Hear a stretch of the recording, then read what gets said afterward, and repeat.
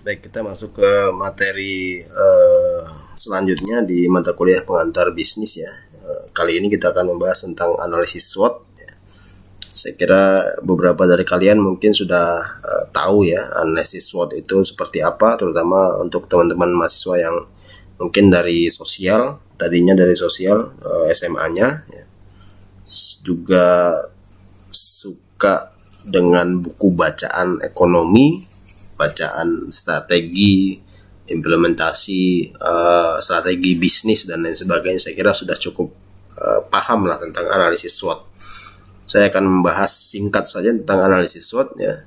Analisis SWOT itu seperti yang disampaikan bahwa ini merupakan proses untuk mengidentifikasi faktor ya. Faktor apa aja? Ya, kita lihat di sini ada faktor internal ya. Kemudian ada faktor eksternal. Kita bahas yang faktor internal dulu. Berupa kondisi perusahaan yang dikategorikan pada beberapa faktor, yaitu keuangan dan accounting, aspek teknis dan operasional, kemudian SDM, struktur organisasi dan manajemen. Jadi ketiganya ini secara garis besar merupakan aspek yang ada dalam lingkungan internal. Ada keuangan, bagaimana kekuatan keuangan kita, bagaimana kemampuan kita untuk menyelesaikan hutang-hutang jangka pendek, jangka panjang, dan menengah gitu kan. Kemudian dari sisi accounting, bagaimana apakah kita accountable dalam proses pencatatan, apakah kita sudah sesuai ya dengan kaedah pencatatan akuntansi yang baik dan benar dan sebagainya gitu kan.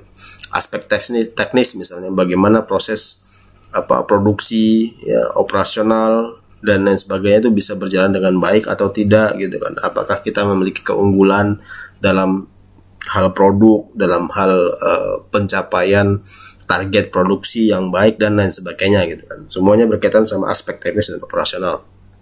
Kemudian struktur organisasi, SDM dan manajemen. Apakah kita memiliki sumber daya manusia yang handal? Handal dalam artian berkualitas ya, memiliki kuantitas yang cukup gitu kan.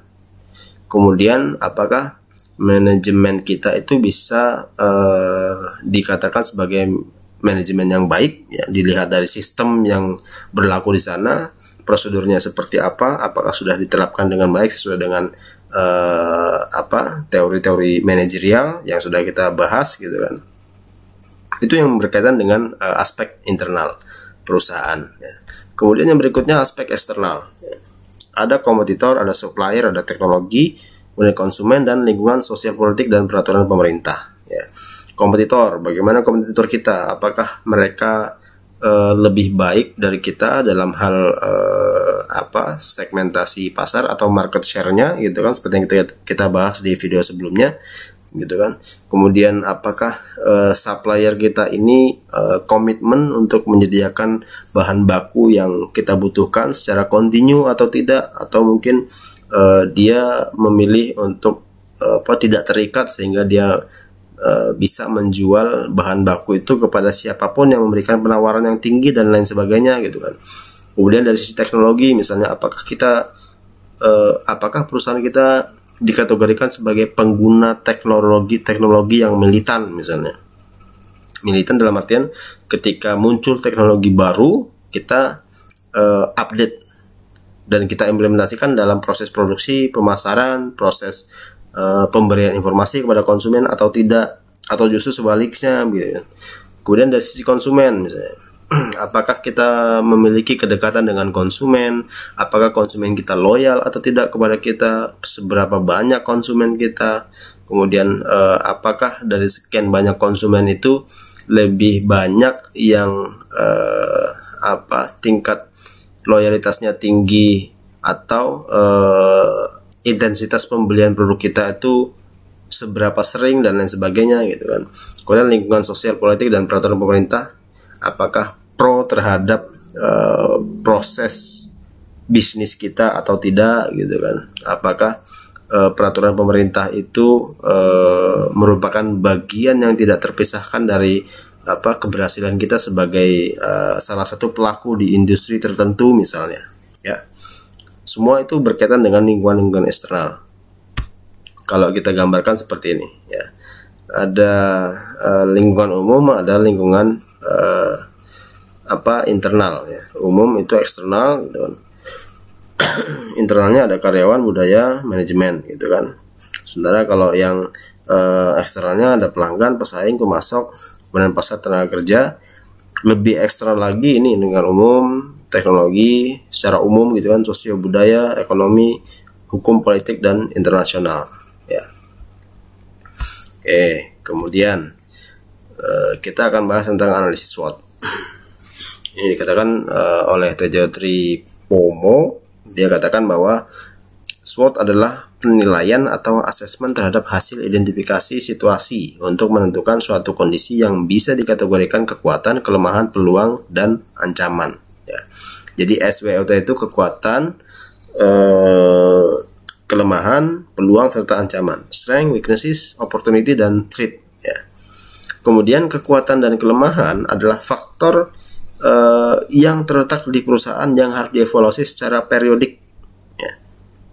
Jadi yang tadi kita bahas ada eksternal dan internal, itu kita pecah lagi. SW-nya itu merupakan faktor yang kita bisa identifikasi dari dalam perusahaan atau internal, sementara O dan T-nya, opportunity dan threat, peluang dan ancaman, itu merupakan faktor luar, faktor eksternal yang bisa kita identifikasi dari lingkungan eksternal yang ini tadi ya.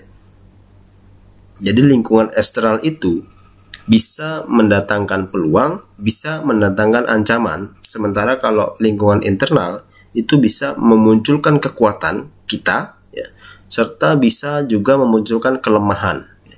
Jadi jangan kebalik ya. Jadi kalau seandainya saya katakan faktor eksternal itu misalnya kita memiliki perjanjian kerja, perjanjian bisnis dengan supplier yang mengikat gitu. Oh, ternyata itu bagi sebagian orang dikatakan sebagai kekuatan. Itu paradigma yang keliru, bahwa sebetulnya ketika kita memiliki perjanjian bisnis yang mengikat, yang menguntungkan bagi kita antara kita dengan supplier, yaitu merupakan peluang gitu kan, peluang yang bisa kita optimalkan semaksimal mungkin gitu ya. Kemudian yang lainnya misalnya ketika kita mengidentifikasi kekuatan, otomatis kita harus fokus kepada faktor internal tadi ya. Misalnya kita memiliki sumber daya manusia yang berkualitas, yaitu bisa kita kategorikan sebagai kekuatan. Atau kebalikannya, misalnya kita memiliki sumber daya manusia yang terbatas gitu, berarti itu masuknya ke kelemahan gitu kan. Dari sisi aspek teknis dan operasional, misalnya kita memiliki mesin-mesin produksi yang handal, yang siap untuk memproduksi dalam jumlah yang banyak ya, mass production misalnya. Kalau kondisi seperti itu, berarti itu adalah gambaran dari kekuatan kita. Tapi kalau kebalikannya gitu kan, kita mempekerjakan sumber daya manusia sebagai media kita untuk memproduksi gitu kan, tanpa menggunakan mesin-mesin pabrik gitu kan, atau kita menggunakan mesin pabrik yang mungkin dari sisi teknologi sudah tertinggal gitu kan, itu bisa jadi kelemahan ya. Dari sisi keuangan misalnya, kita punya modal yang gede, kita punya modal yang banyak, pengalokasian modalnya cukup baik misalnya, itu bisa dikatakan sebagai kekuatan. Tapi kalau kebalikannya, misalnya modal kita kecil, kemudian susah untuk mendapatkan sumber pendanaan, tidak ada pengalokasian dana pada pos-pos tertentu terhambat misalnya, itu bisa dijadikan sebagai kelemahan, karena itu merupakan gambaran umum dari kondisi internal ya. Nanti lebih spesifik lagi bisa dijelaskan per item dari detail kekuatan dan kelemahan ya. Itu jadi kekuatan kelemahan sumbernya dari internal, kemudian peluang serta ancaman sumbernya dari eksternal, yang bisa kita identifikasi sampai pada hal yang paling detail sekalipun ya.